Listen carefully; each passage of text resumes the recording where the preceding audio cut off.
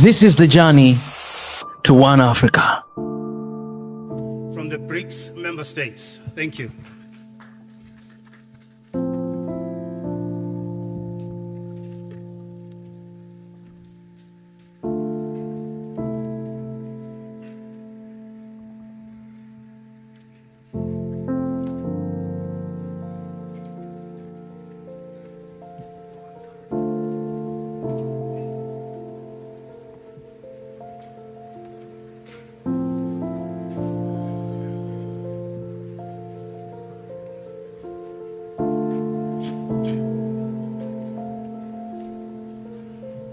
We may be seated. Thank you.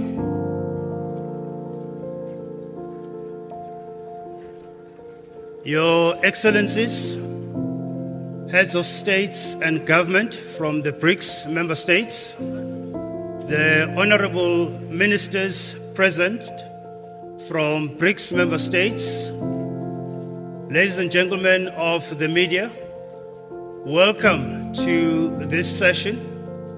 The session that will present the Johannesburg Declaration of the 15th Brics Summit. President Ramaphosa will, as chair of the summit and of Brics, will kick off with the opening statement, and thereafter the President will invite his counterparts and colleagues from the Brics member states to also present their statement. I'd like to now invite President Ramaphosa to kick us off with the media statement. Mr. President. Thank you, Program Director, Your Excellencies, and various guests who are here with us, members of the media, and leaders of various organizations. It is a pleasure to present to you two matters. The first is to inform and advise you that the Brics leaders in the 15th Brics Summit have over the past 2 days had occasion to have discussions both in a retreat form as well as in a proper official summit. And in the course of those discussions, have reached a conclusion to adopt the Johannesburg II Declaration as a declaration that encompasses and covers the various issues that the leaders had to decide on. These matters have been in discussion for over a year in various iterations and meetings, being prepared by our Sherpas and ministers in various meetings. And in the end, the declaration has now been adopted as Declaration 2, Johannesburg Declaration 2, and is adopted.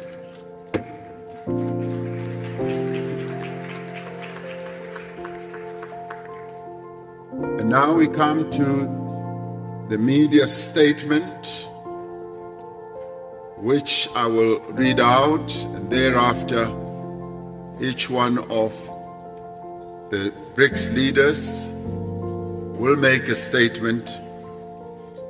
We have successfully concluded the 15th Brics Summit yesterday. It is the first Brics Summit to be hosted in person since COVID-19 pandemic and the subsequent global travel restrictions.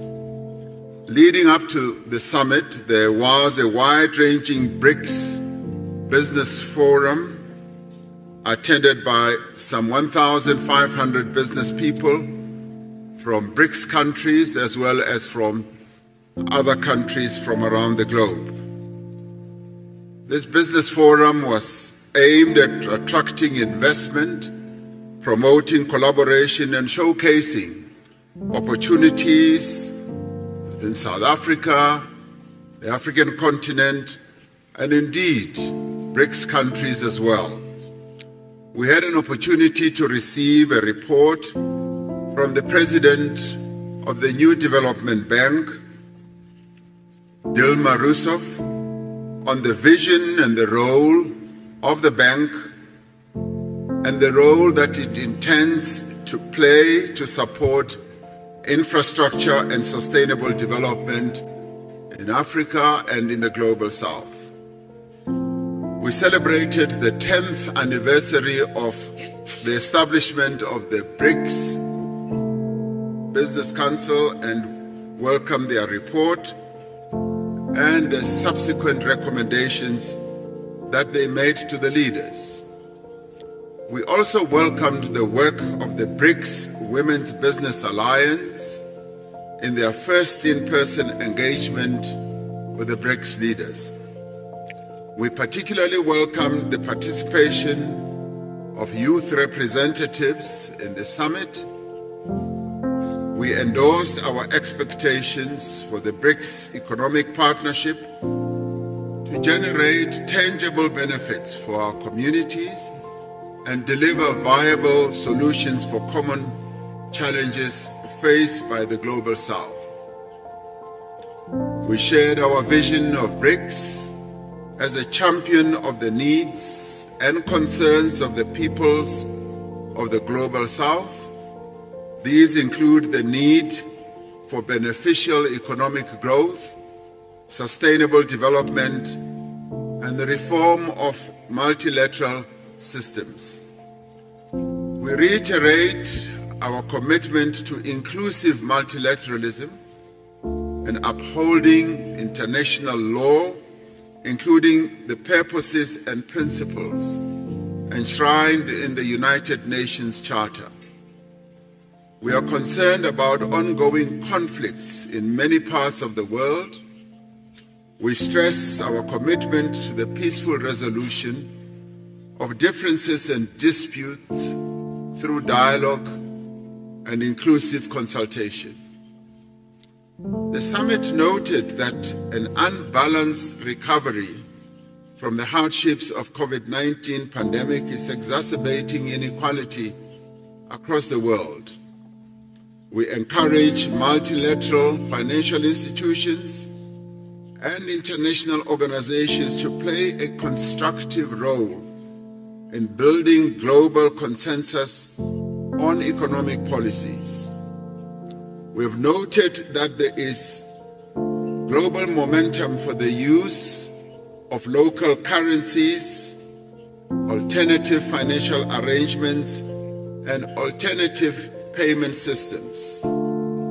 As BRICS, we are ready to explore opportunities for improving the stability, reliability, and fairness of the global financial architecture. In this regard, BRICS leaders have tasked their finance ministers and central bank governors, as appropriate, to consider the issue of local currencies, payment instruments, and platforms, and to report back to the BRICS leaders by the next summit. This summit reaffirmed the importance of BRICS people-to-people exchanges in enhancing mutual understanding, friendship, and cooperation. The summit appreciates the progress made over the last year in the fields of media, culture, education, sports, arts, youth, civil society, and academic exchanges. We adopted the Johannesburg II Declaration, which reflects key BRICS messages on matters of global economic, financial, and political importance. It demonstrates the shared values and common interests that underlie our mutual beneficial cooperation as the 5 BRICS countries. BRICS itself is a diverse group of nations. It is an equal partnership of countries that have differing views but have a shared vision for a better world. As the 5 BRICS countries, we have reached agreement on the guiding principles, standards, criteria, and procedures of the BRICS expansion process, which has been in discussion for quite a while. We have consensus on the first phase of this expansion process, and other phases will follow. We have decided to invite the Argentine Republic, the Arab Republic of Egypt, the Federal Democratic Republic of Ethiopia, the Islamic Republic of Iran, the Kingdom of Saudi Arabia, and the United Arab Emirates to become full members of BRICS. The membership will take effect from the 1st of January 2024.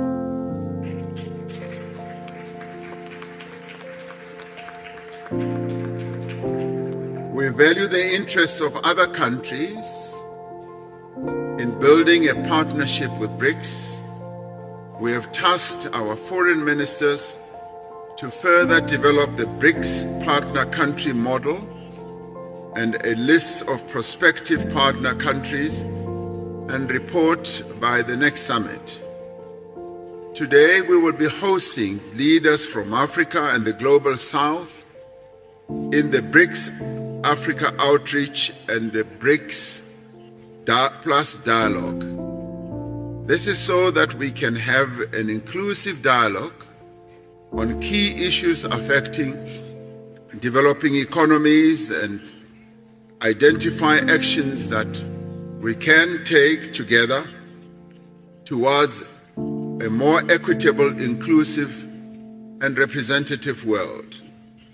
May I conclude by thanking the leaders of Brazil, Russia, India, and China, together with their delegations, for participating in this most successful 15th BRICS Summit held in Johannesburg, South Africa. Through this summit, BRICS has embarked on a new chapter in its effort to build a world that is fair, a world that is just, a world that is also inclusive and prosperous. I thank you. I'm now going to ask President Lula da Silva, President of Brazil, to be the first to speak, and thereafter I'll ask the others to follow. Thank you very much.